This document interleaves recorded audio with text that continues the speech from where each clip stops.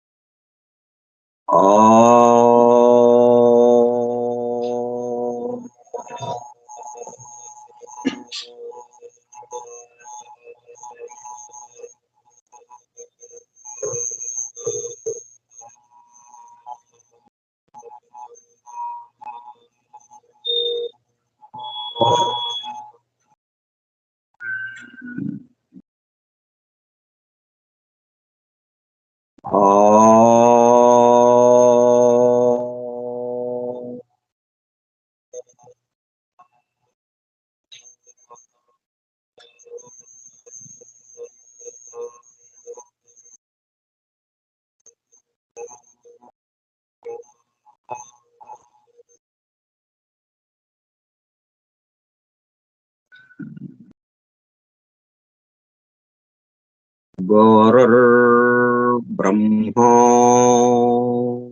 గురుర్విష్ణు గురుర్దేవో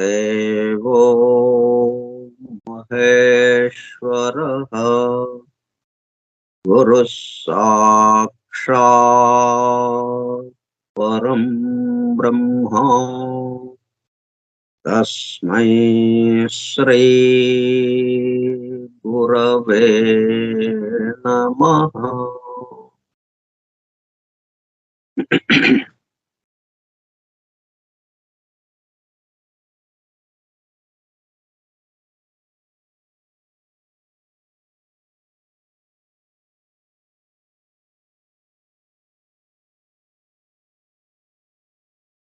Vasudeva. Hallelujah. The hidden wisdom in the Holy Bible. నిగూఢముగా రహస్యముగా దాగియున్న దైవమే పరిశుద్ధ బైబిల్ గ్రంథము. బైబిల్ రహస్య ప్రకాశము. స్కైప్ గ్రూప్ సోదర సత్యాన్వేషక బృందమునకు స్వాగతం. అందరకు నమస్కారం.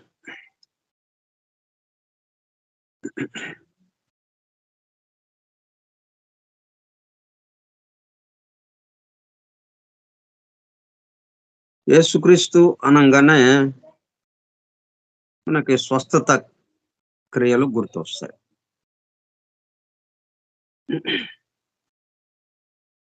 ఆనందంగా సాగే వాళ్ళకి పెద్దగా ఈయనతో పని ఉండదు. ఈయన గురించి పెద్దగా ఆలోచించరు. బాధలు, కష్టాలు, కన్నీళ్లు, అనారోగ్యము, ఇట్లా ఎవరైతే వీటితో బాధపడుతూ ఉన్నారో వాళ్ళకి ఈ బాధ నుంచి ఎవరు రక్షణ ఇవ్వగలరు? మనకి ఎవరు మనల్ని రక్షించగలరు? అట్లాగా అనుకున్నప్పుడు ఆ రక్షకుల జాబితాలో ప్రధానంగా యేసుక్రీస్తు కూడా కనిపిస్తాడు మనకి. అట్లా ఆయన స్వస్థత క్రియలు ఎట్లాగా చేస్తున్నాడు, దాంట్లో ఉన్న విశేషం ఏంటి, ఈ స్వస్థత అనేది ఎలా జరుగుతోంది, స్వస్థత క్రియ అనేది ఎలా జరుగుతోంది అన్న విషయాలు ఇక్కడ మనకు వివరింపబడుతున్నాయి. ముందు ఆయన చేసినటువంటి స్వస్థతలు 2-3 ఆ మిరకిల్స్ అంటే మహిమలు, అద్భుతాలు మామూలు సామాన్య జనానికి అది అద్భుతంగా అనిపిస్తుంది. అది ఆ స్థాయిలో ఉన్న వాళ్ళకి అది మామూలు పని. మనం ఒక వస్తువుని ఇక్కడ దించి తీసి ఆ పక్కన పెట్టినట్టు. అది మనకి అన్ని కన్నా తక్కువ శ్రమతో కూడుకున్న పని, చిన్న పని ఏంటంటే ఈ వస్తువుని కొంచెం పక్కన జరపటం. అంత తేలిక వాళ్ళకది. మనకేమో ఇది ఎంత అద్భుతం జరిగింది అని మనకి ఆశ్చర్యపోతాం. ఆశ్చర్యపోయి నమ్మకము, విశ్వాసము మరింత పెరగటానికి అది ఉపయోగపడుతుంది అన్నట్టుగా ఉంటుంది. అట్లా ఉందది. వాటి గురించిన విశేషాలు మనం ఇప్పుడు తెలుసుకుంటున్నాం. అయితే ఇవి తెలుసుకునేటప్పుడు మొదటగా ఏంటంటే మనకి ఈ సమస్తము ఎక్కడ ఉంది?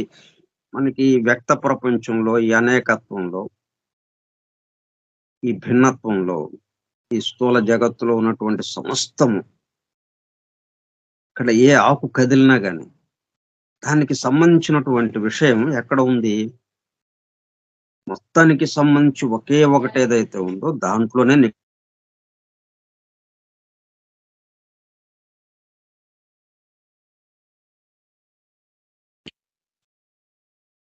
దాంట్లోనే నిక్షిప్తమై ఉంది.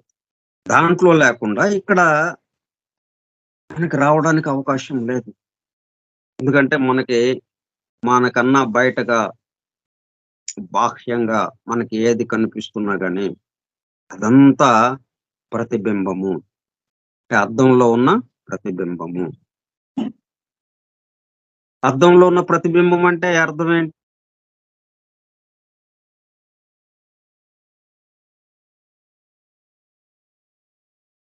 అద్దంలో ఉన్న ప్రతిబింబం అంటే దానికి ఎదురుగా ఒక బింబం ఉంటేనే ఇక్కడ అద్దంలో ప్రతిబింబం ఏర్పడుతుంది. అంతేగాని అద్దం తనంతట తను బింబాన్ని తయారు చేయదు గదా! అద్దంలో ఒక ఒకటి కనిపిస్తూ ఉందంటే, ఒక బొమ్మ, ఒక వస్తువు, ఒక మనిషో, ఎవరో ఏదో ఒకటి అద్దంలో కనిపిస్తుంది అనంటే అర్థం ఏంటి? దానికి ఎదురుగా ఆ వస్తువు యొక్క అసలైన రూపం ఉంది. ఇది దాని యొక్క ప్రతిబింబము. అట్లా ఈ మొత్తం వ్యక్త సృష్టి అంతా ఒక దాని యొక్క ప్రతిబింబం. కాబట్టి బింబం ఎక్కడ ఉంది? ఆయన దగ్గర ఉంది.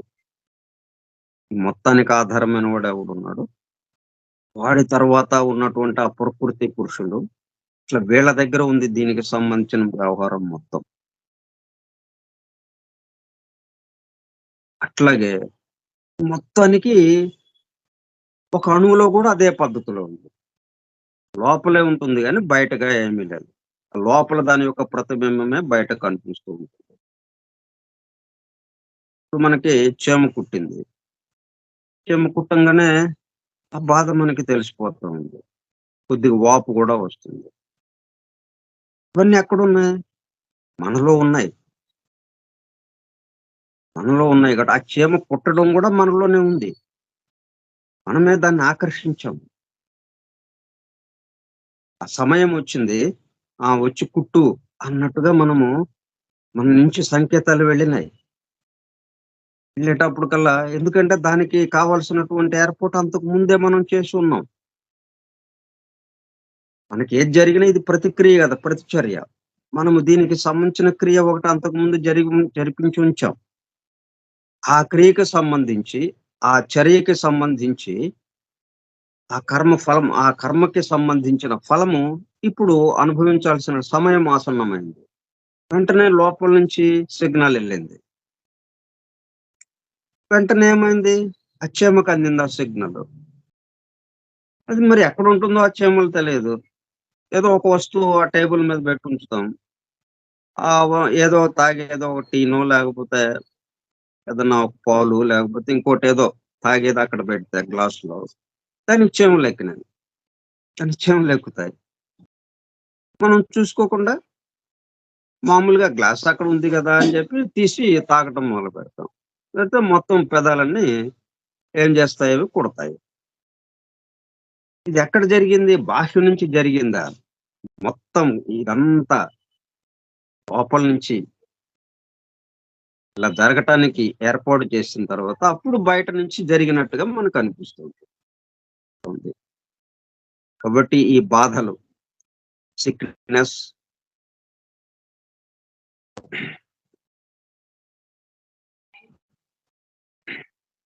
మరి ఇట్లాగా చీమ కుట్టాలి అన్నది ఆ సంకేతం ఎలాగా వెళ్ళింది? ఆల్రెడీ మన దగ్గర రికార్డ్ అయి ఉందది. ఎవరు రికార్డింగ్ చేస్తున్నారు? రికార్డింగ్ ఏంజెల్స్ ఉన్నారు. లిపికాస్ అంటాం వాటిని. లిపికాస్ రికార్డింగ్ ఏంజెల్స్.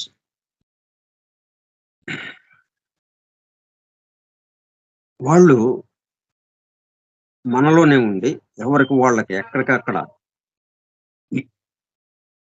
మొత్తం రికార్డ్ చేస్తూ ఉంటారు. రికార్డ్ చేస్తూ ఉండేటప్పుడు కల్లా మళ్ళీ ఆ సమయం రాంగానే అది మేల్కొంటుంది. ఆ రికార్డ్ చేసినటువంటిది ఏదైతే ఉందో అది మేల్కొని ఆహ్వానిస్తుంది. మనకి కష్టం జరగాల, సుఖం జరగాల. అది దానికి తగ్గట్టుగా. సుఖానికి జరగాలంటే ఆ సుఖానికి సంబంధించిన విషయంన ఆహ్వానిస్తుంది. మనకెంతో ఆనందం వేస్తుంది. మనం ఏదో కొంత డబ్బులొస్తాయి మనకి. లేకపోతే ఎవరి ద్వారానో మనకి ఒక మంచి సహాయం అందుతుంది. ఏదో మనకి ఆనందం కలిగించే విషయం కలుగుతుంది. ఎంతో ఆనందిస్తాం. ఎక్కడి నుంచొచ్చిందిది? మనలో నుంచే. తర్వాత ఇంకోసారి ఇంకొక దాన్ని ఆహ్వానిస్తుంది. దీని తర్వాత ఇంకొకటుంది సంఘటన. ఇంకొకటి రికార్డ్ అయ్యుంది. అది మేల్కొంచుతుంది. అది ఆహ్వానిస్తుంది. అనారోగ్యం, జ్వరం వస్తుంది. ఇంకోటేదో వస్తుంది. ఇట్లాగనమాట. మొత్తం ఈ సంఘటనలన్నిటిని ఆ సంఘటనలని పురికొల్పేది ఎక్కడుంది? మనలోనే రికార్డ్ అయి ఉన్నది. మరి ఎవరో మన మీద బలవంతంగా రుద్దారా అది? అవన్నీ ఎట్లాగా రాశారు? మనం చేసిన పనుల యొక్క కర్మ ఫలాలకి సంబంధించిన విషయంగానే ఉంటుందక్కడ. ప్రతి ఆలోచన, ప్రతి కదలిక రికార్డ్ చేయబడుతూ ఉంటుంది.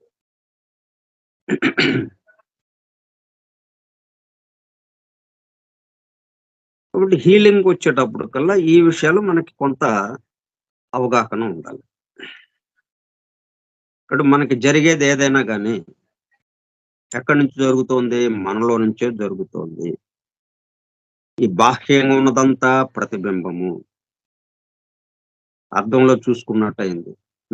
మనం అద్దం ఎదురుగా నిలబడి తల దూకోవటానికి అద్దం ఎదురుగా నిలబడతాం. ఎవరుంటారు అద్దంలో? అద్దం ఎదురుగా ఎవరున్నారు? వాళ్ళే గదా అక్కడుంది. అందుకేగా అద్దం దగ్గరికెళ్ళాం మనం. మనం అద్దం దగ్గరికి ఎందుకెళ్ళాం? మన యొక్క ప్రతిరూపం, మన రూపము చక్కగా అక్కడ కనిపిస్తుందని గదా! ఉన్నదున్నట్టుగా. కాపోతే కుడి, ఎడమలు మారతాయి. సరే అది వేరే. కుడి, ఎడమలు మారిపోతాయి. కుడి, ఎడమలు మారకపోతే మన ముఖం మనకు గనపడదు.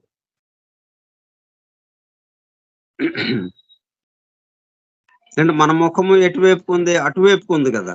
అద్దం కేసి చూస్తూ ఉంది. ఇప్పుడు ఉన్నదున్నట్టు చూపించాలంటే అద్దంలో గూడా అప్పుడు ఆహ్, మన తల వెనక భాగం గనిపిస్తుంది మనకి. ఎందుకంటే మనము అటువైపుగా నిలబడి ఉన్నాం గదా! అద్దం కేసి.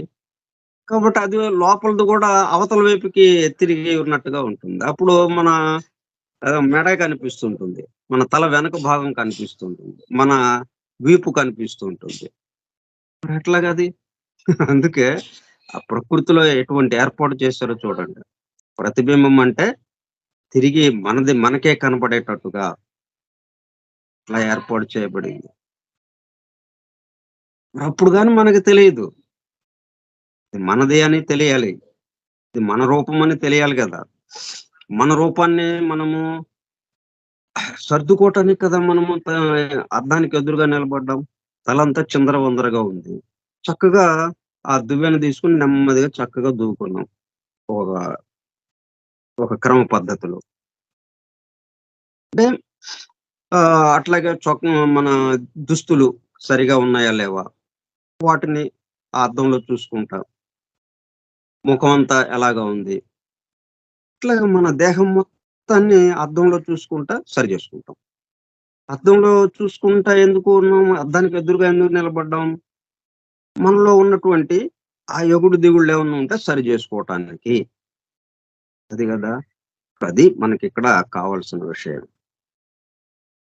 ఇవన్నీ ఎందుకొస్తున్నాయి? మనలోవే మన ఎదురుగా నిలబడుతున్నాయి. ఎందుకు? సరి జేసుకోవటానికి. ఇదొచ్చిందిప్పుడు. ఒక కష్టమొచ్చింది. ఆ కష్టం ఎక్కడిది? మనదే. అంతకుముందు ఉన్న దానికి సంబంధించి ఇంక దానికి సమయం వచ్చింది. అది వ్యక్తమవ్వాల్సిన సమయం వచ్చింది. అంతకుముందంతా అవి బీజ రూపంలో ఉన్నాయి. విత్తనం రూపంలో ఉన్నాయి. ఇక అది మొలకెత్తి మొక్కై అవ్వాల్సిన టైం వచ్చిందది. కాబట్టి అది మొక్కవటం ప్రారంభించింది. దానికి సంబంధించింది మనకి బయట నుంచి వచ్చినట్టుగా అనిపిస్తాయి మనకి. ఇప్పుడు ఈ పాఠం మనం చెప్పుకుంటున్నామంటే, దీనికి సంబంధించి అంతకుముందు మనలో ఉన్నాయి. అందువల్ల ఆ సమయానికి అక్కడ చేరటం జరుగుతా ఉంది.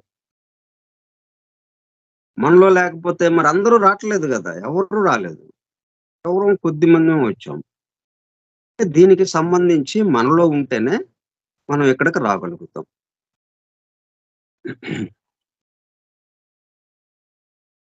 But in the initiatory sense, sickness, suffering, అనారోగ్యము, బాధలు, లిమిటేషన్స్, పరిమితులు అండ్ వూండ్స్, గాయాలు. ఇట్లా ఈ బాధలకి సంబంధించి, బాధలే గాదు, సుఖాలకి సంబంధించి, సమస్తానికి సంబంధించింది. ఇక ఒకటి ఉంది, ఒకటి లేదు అని కాదు. మన నిత్య జీవితంలో జరిగే ప్రతి సన్నివేశము all refer to the mystical health inseparable from the transformation of a man into a superman.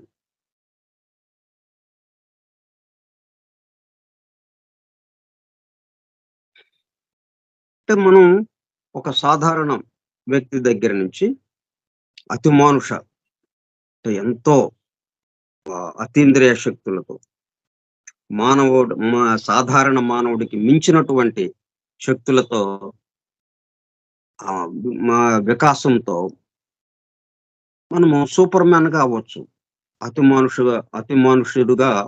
మనుష్యుడిగా అవ్వచ్చు మనం. దైవ మనుష్యుడిగా అవ్వచ్చు మనం. అట్లాగే and an initiate into an adept. ఒక శిష్యుడు సాధన సాధన చేయబోయేవాడు తన సాధనని ప్రారంభించటానికి ప్రథమోపదేశ దీక్ష తీసుకుని అక్కడి నుంచి తన సాధనని మొదలుపెట్టి ప్రారంభించి ఆ సిద్ధత్వం స్థాయికి సిద్ధుడు అయ్యేదాకా, అడాప్ట్ అంటే సిద్ధుడు, చిట్ట చివరి స్థాయి. ఇంకా ఆయన పొందాల్సింది ఇంకేమీ లేదు, పరిపూర్ణత్వంలోకి వచ్చాడు, సిద్ధుడు అయ్యాడు అని. అడాప్ట్ వరకు, ఆ స్థాయి వరకు వెళ్ళినప్పటికీ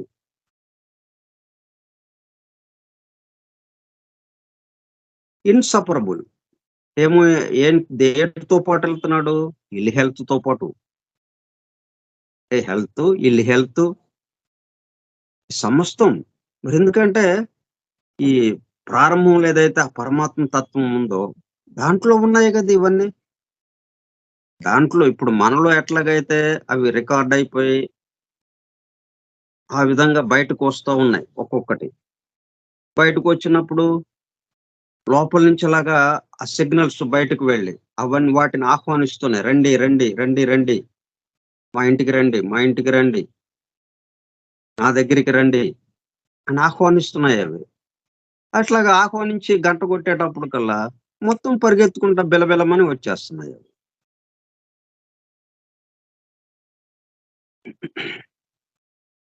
కష్టాలైతే కష్టాలు, సుఖాలైతే సుఖాలు, ఏవైతే అవి.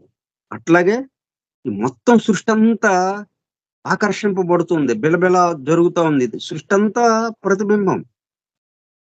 ఎవరికి? అంతకు ముందున్న దానికి ప్రతిబింబం. ఈ సృష్టికి వ్యక్తము, అవ్యక్తము ఉన్నటువంటి సృష్టికి, సమస్తానికి, ఈ విశ్వం మొత్తానికి ఆ ముందున్నవి ఎవరైతే ఉన్నారో ఆయన యొక్క ప్రతిబింబం ఇది. కాబట్టి సమస్తం ఎక్కడుంది? ఆయన దగ్గరే ఉంది. దాని యొక్క నమూనా ఆయన దగ్గర ఉంది కాబట్టి ఆయనలో ఉన్నటువంటి సమస్తంలో కూడా అవే పద్ధతిలో వాటికి సంబంధించే ఉంటాయి.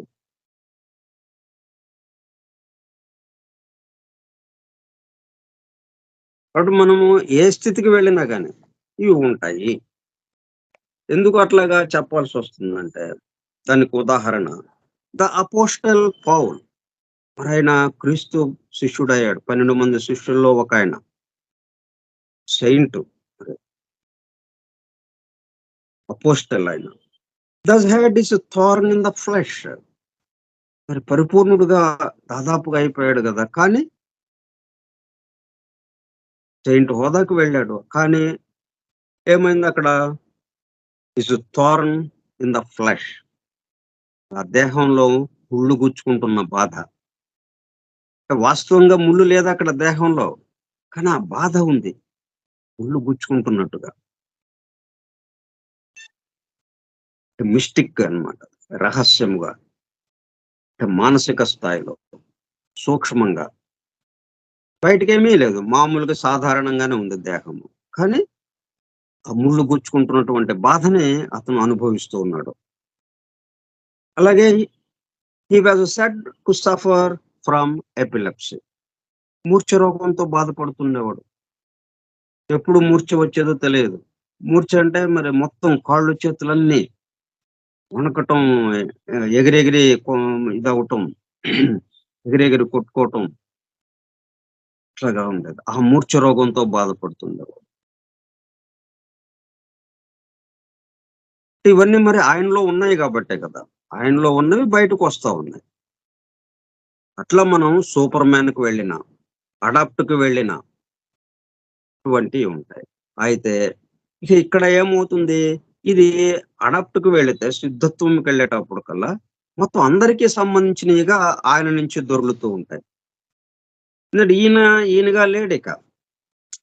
పౌలుగా లేడిక్కడ. అలాగే పరమ గురువులు ఎవరైనా చెప్పుకున్నా అట్లాగా ఆ పేరుతో లేరు వాళ్ళంతా. వాళ్ళెట్లాగున్నారు? విశ్వానికి సంబంధించిన వాళ్ళుగా ఉన్నారు. విశ్వం మొత్తానికి సంబంధించిన వాళ్ళు. దానివల్ల ఏమైంది? ఈ అందరికీ సంబంధించినవి ఏవైతే ఉన్నాయో, వాళ్ళ మీదగా కూడా రావటానికి అది అవకాశం ఏర్పడుతుంది. ఇది ఆ పౌలు ఎపిలెప్సీతో బాధపడుతున్నాడంటే, ఇది ఈయన వ్యక్తిగతం కాకుండా, అంటే ఈయన క్రీస్తు యొక్క శిష్యుడుగా, తానే క్రీస్తు, క్రీస్తే తాను అన్నట్టుగా వ్యవహరిస్తున్నప్పుడు,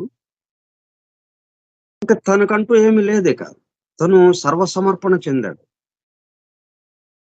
ఒక పౌలు అనే వ్యక్తి అక్కడ లేడిక ప్రత్యేకంగా. దానివల్ల ఏమైంది?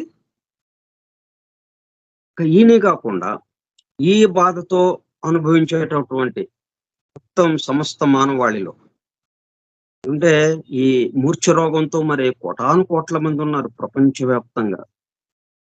ఆ బాధని అనుభవిస్తున్న వాళ్ళైతే దానికి సంబంధించిన బాధ ఈయన కొంత అనుభవిస్తూ ఉండటం వల్ల వాళ్ళకది నెమ్మదిగా ఆ తీవ్రత తగ్గుతూ, కొందరికి పూర్తిగా ఉపశమనం కలగటం కూడా జరుగుతూ ఉంటుంది.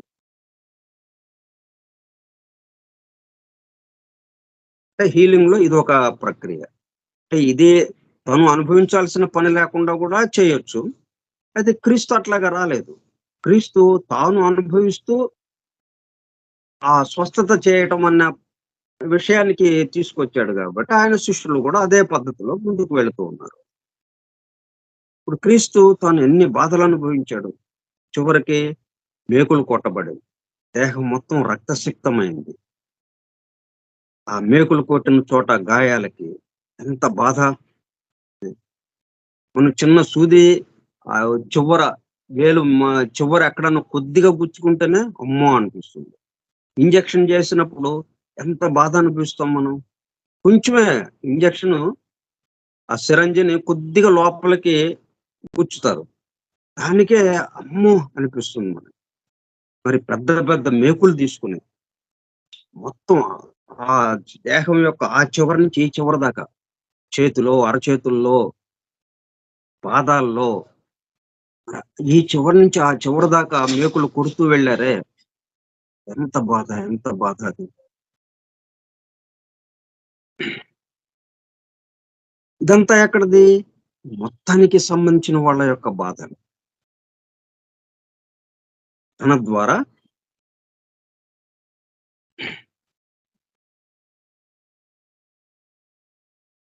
అంటే తను ఒక వ్యక్తిగా ఉంటేనేమో ఎవరికి వాళ్ళకి సంబంధించినటువంటి కర్మ ఫలాలు ఏవైతే ఉన్నాయో వాటికి తగ్గట్టుగా మనకు జరుగుతూ ఉంటుంది. ఇట్లా విశాలత్వం ఏర్పడినప్పుడు మొత్తం సమస్త మానవాళికి వీళ్ళ వీళ్ళందరి కోసం నేనున్నాను.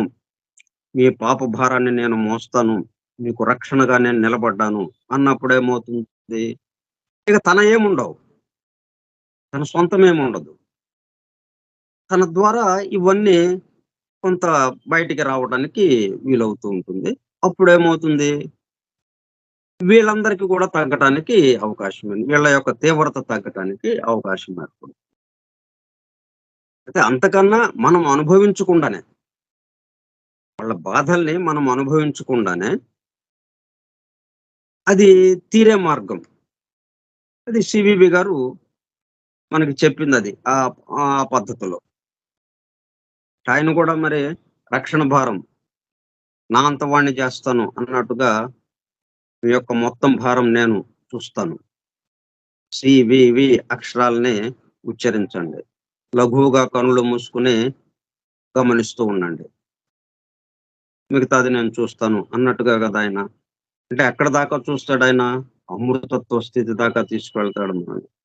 అమృతత్వ స్థితికి తీసుకువెళ్ళాలంటే మరి మనలో ఈ రికార్డింగ్ ఏంజెల్స్ ఏవేవైతే దాంట్లో వేశారో అవన్నీ క్లియర్ అయిపోవాలి మరి. ఆగామి, సంచిత, ప్రారబ్ధ ఈ కర్మఫలాలు 3 రకాలుగా మరి మనం చెప్తుంటాం. ఈ 3 రకాల కర్మఫలాలు కూడా ఏమి లేకుండా రహితమైపోతే గాని అమృతత్వ స్థితికి వెళ్ళలేం. మరి అనుభవిస్తే గాని అవి పూర్తి కావు. సృష్టిలో ఉన్న విషయం ఏంటంటే అనుభవించాలి. అనుభవిస్తే గాని అది రహితం కాదు. అది కూడా ఎట్లాగా మళ్ళా తిరిగి దాన్ని దాన్ని బాధతోనో, ఇది నా మీదకొచ్చిందేంటి అని క కష్టంగా అనుభవిస్తే మళ్ళీ ఇంకొకటి తయారవుతుందది. అట్లా కాకుండా ఇది నేను చేసిందే. ఇది నేను చేసిన దానికి సంబంధించిన రికార్డు నాలో ఉంది గాబట్టి, అది ఇప్పుడు వరుసగా ఒక్కొక్కటి బయటకొస్తున్నాయి. మనం డైరీ రాస్తాము. ఎప్పుడో పాతది చిన్నప్పుడుది డైరీనో, ఎప్పుడో డైరీ రాసామనుకోండి. లేతే పూర్వజన్మ డైరీ ఉంది. ఆ డైరీలో ఒక్కొక్క పేజీ తిప్పుతూ ఉంటాం. అప్పుడేమవుతుంది? ఆ పేజీలో ఉన్న విషయాలన్నిటిని ఈ రోజున మనకి ఆహ్వానిస్తాం. ఇదయిపోయాక ఇంకొక పేజీ తిప్పుతాం. మళ్ళీ దాంట్లో ఉన్నయి మళ్ళీ ఆహ్వానిస్తాం. ఇవన్నీ ఎక్కడున్నాయి? మన డైరీలోనే గదా ఉన్నాయి. మన డైరీలో ఎందుకు? మన డైరీలో ఏం జేస్తాం? మనం జేసినవి రాస్తాం గదా! మన యొక్క దినచర్యని, మన ఆలోచనల్ని, మనలో కలిగేటటువంటి ఆవేశాలు గాని, ఆలోచనలు గాని,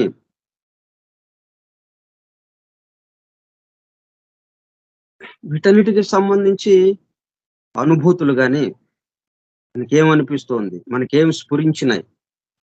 ఇట్లాగా మనము ఇతరులకి ఏం చేశాము? ఇట్లాగా మనము అవన్నీ రాస్తూ ఉంటాం. అయితే మనం కొన్ని వదిలేస్తాం. అట్లా కాకుండా ఈ లిపికాస్ ఉన్నారు. Recording angels. వాళ్ళు ఏది వదిలిపెట్టరు. మొత్తం రికార్డ్ అయిపోయి ఉంటుంది. ఆ డైరీ ఇక్కడ రెడీగా ఉంది. ఇప్పుడు ఈ జన్మలో ఆ డైరీని తీసుకొని ఈ జన్మలో జన్మించాం మనం. ఇప్పుడొచ్చాం ఈ జన్మలోకి. ఇప్పుడు ఆ డైరీలో ఒక్కొక్క పేజీ తెరవబడుతూ ఉంటుంది. పేజీ తెరిచినప్పుడు దాంట్లో ఉన్న దానికి సంబంధించిన ఫలితం మనకి కలగటం కోసం వాళ్ళని పిలుస్తాం. వాళ్ళొచ్చి మనల్ని తిడతారు. వాళ్ళొచ్చి తిడితే, ఏంటి ఈళ్ళందరూ నన్ను మాటలంటున్నారు, నన్ను తిడుతున్నారు అంటే మరెలాగా? మనమేగా పిలిచాము వాళ్ళని. ఇది ఇక్కడ జాగ్రత్తగా ఆలోచించాలి. మనం ఆహ్వానిస్తే వాళ్ళొచ్చారు. ఇట్లా మనం ఇవన్నీ గూడా మనలో నుంచి బయటకి ఎళ్తున్నాయి. మనలో ఉన్నదే దాని యొక్క ప్రతిబింబముగా బయట జరుగుతూ ఉన్నది. ఇది మనకి అర్థమైతే, ఈ హీలింగ్‌కు సంబంధించి ఎట్లాగా వీళ్ళకి తగ్గుతున్నాయి. మరి ఈ బాధలన్నీ ఎవరియి? ఇప్పుడు ఆ అమ్మాయికి 12 సంవత్సరాల నుంచి ఒక స్త్రీకి రక్తస్రావం జరుగుతోంది. అది ఎవరిది? అది తనకి సంబంధించింది గదా! అయితే తనకి సంబంధించిందయితే ఇది ఏ ఏ ప ఎట్లా చేసినప్పుడు ఆ కర్మని చేసేటప్పుడు, ఆ పనిని చేసేటప్పుడు ఏ భావంతో చేస్తే ఇది ఈమెకొచ్చింది? నా కోసము అన్న భావనతో చేసింది కాబట్టి అంతకుముందు, దానికి సంబంధించి ఇప్పుడు ఈ రక్తస్రావం అనే బాధని తీసుకోవాల్సిన అవసరం ఏర్పడింది. దీనికి సంబంధించి నా కోసం అనే ఒక వ్యతిరేకమైన పని చేసిందప్పుడు అంతకుముందు. ఇప్పుడు దానికి ఫలితంగా ఇప్పుడు ఈ 12 సంవత్సరాల నుంచి అది అనుభవిస్తుంది. ఇప్పుడు మరి దాన్ని తొలగించాలి. తొలగించాలి అంటే అప్పుడు మనలో ఏది తొలగితే ఇది సా ఇది తొలుగుతుంది. అంటే మనలో నా కోసం, నేను, నాది, నా కోసం అనేది తొలగితే, ఇంకప్పుడు మన అకౌంట్‌లోది ఏమీ ఉండదిక. ఆ డైరీ మొత్తం క్లోజ్ అయిపోతుంది. ఆ డైరీ ఎంతసేపు ఉంటుంది మనలో? ఆ పూర్వజన్మకి సంబంధించిన ఆగామి, సంచిత, ప్రారబ్ధ కర్మలు, ఆ 3 రకాల కర్మ ఫలాలు, నాది, నేను, నా కోసం అన్నంత సేపు అక్కడుంటుంది. ఎప్పుడైతే నా చుట్టూ ఉన్న వారి కోసం, అంటే ఇక్కడ పొరపాటు పడ్డాను. ఇది వాస్తవంగా నేను నా చుట్టూ ఉన్న వారి కోసం చేస్తున్నాను. ఇంకా కొంచెం ముందుకొచ్చి, ఇది ఈ సృష్టించిన వాడి కోసం చేస్తున్నాను. సృష్టించిన వాడు. ఈ సరే దైవం పేరు అవన్నీ చెప్పడానికి ఇష్టం లేకపోతే సృష్టించిన వాడి కోసం. దైవము అని చెప్పడానికి ఇష్టపడితే దైవం కోసం, భగవంతుడి కోసం, ఆయన కోసం చేస్తున్నాను నేను ఈ పనులన్నీ. ఎందుకంటే ఆయన నన్ను సృష్టించాడు. ఆయన నన్ను సృష్టించాడు. ఎందుకు సృష్టిస్తాడు? తన పని చేయించుకోవడం కోసమే కదా! కాబట్టి ఆయన కోసం నేను పనులు చేస్తున్నాను. ఇవి నా పనులు కావు. అప్పుడేమైంది? మొత్తం ఎగిరిపోయింది. మీరు లేరక్కడిక. అనుభవించాలంటే మీరుండాలక్కడ. మీరు ఇప్పుడు ఎక్కడున్నారు మీరు? దైవం కోసం అన్న పనిలో ఉండిపోయారు మీరు. వీళ్ళు వెతికారు మీకోసం. ఈ కర్మ ఫలాలు మీకు ఇవ్వడం కోసం వెతికారు. అక్కడ రాఘవరావు లేడు. ఈ రాఘవరావు ఎక్కడున్నాడు? నా పనులేమి లేవండి. రాఘవరావుకి సంబంధించిన పనులు లేవు. ఈ దైవం కోసం చేస్తున్న పనులే ఉన్నాయి. ఏంట్రా ఏం చేస్తున్నావు? ఈ దైవం కోసం అండి. దాంతో రాఘవరావు అదృశ్యమైపోయాడు. ఎందుకంటే రాఘవరావు కోసం పనులు చేసుకోవట్లేదుగా. ఇప్పుడు వీళ్ళు వెతికారు. ఈ ఆగామి, సంచిత, ప్రారబ్ధ కర్మలు మొత్తం మరి ఆ మొత్తం మూటంతా ఉంది గదా! ఆ మూటంతా విప్పి వీడి మీద వేయటం కోసం చూస్తే వీడు లేడు. ఇంకేముంది? ఆ మూట అదృశ్యమైపోయింది. మొత్తం వదిలేసారు. రోడ్డు మీదేసేసారు ఆ మూటని. ఆ మొత్తంలోకెళ్ళిపోయింది. అది ఎవరి మీద పడదు కాదు. ఇది ఇక్కడ విషయం అన్నమాట.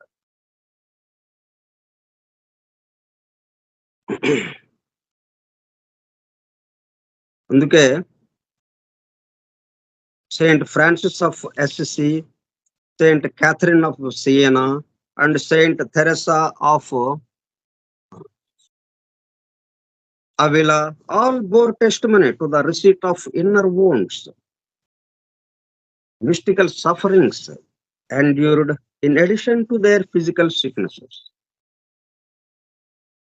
వీళ్ళందరూ కూడా మరి బాధలు అనుభవించారు. అదేంటి సెయింట్ హోదాకి వెళ్ళిపోయి సెయింట్‌గా మారిపోయిన వాళ్ళు, సాధారణ మానవుడి నుంచి సూపర్ మ్యాన్‌గా, అడాప్ట్‌గా మారిన వాళ్ళు, మరి అట్లాగా ఇన్నర్‌గా అంతర్గతంగా బాధను అనుభవించటం. అక్కడేం లేదు. దేహమంతా బాగానే ఉంది. కానీ గుచ్చుకుంటున్న బాధ. ఏదో గుచ్చుకుంటా ఉంది. ముళ్ళు గుచ్చుకుంటున్నాయి. ఇంకా ఏదో సలుపుతూ ఉందక్కడ. అట్లాగే ఇన్నర్‌గా, అంతర్గతంగా ఎన్నెన్నో గాయాల నుంచి రక్తం స్రవిస్తున్నట్టుగా బాధ. అట్లాగే ఫిజికల్‌గా దేహం మీద ఏవేవో గాయాలు తగిలి బాధ కలుగుతున్నట్టుగా. మరి వీళ్ళేమో ఇక ఆ పేరుతో లేరు వాళ్ళింకా. నేను నా కోసం అన్న దాంతో వీళ్ళు లేరు. కాబట్టి మరి వాళ్ళకంటూ ఈ ఆగామి సంచిత ప్రారంధ కర్మలు ఏమీ లేవు వాళ్ళ దగ్గర. కర్మ ఫలాలు ఏమి కూడా తిరిగి చెల్లించాల్సినవి మొత్తం రుణం అంతా తీరిపోయింది. మరి రుణం తీరిపోతే హాయిగా తిరగాలి కదా వీళ్ళు. ఆరోగ్యంగా, సంతోషంగా, ఎంతో ఉన్నత స్థాయితో తిరగాలి. కానీ వీళ్ళకి బాధలే కలుగుతున్నాయి. ఇప్పుడు ఇప్పుడు స్థితి ఏంటి, వీళ్ళు మొత్తానికి సంబంధించిన వాళ్ళుగా నిలబడ్డారు. వాళ్ళందరికీ సంబంధించినటువంటి విషయాలు. వాళ్ళ బాధలు తగ్గించడం కోసం వీళ్ళు ఇక్కడ నిలబడేటప్పుడు కల్లా దాన్ని కొంత వీళ్ళు అనుభవించాల్సిన అవసరం ఏర్పడుతుంది. దీనికి సంబంధించి మిగతా విషయాలు మనం రేపు చెప్పుకుందాం.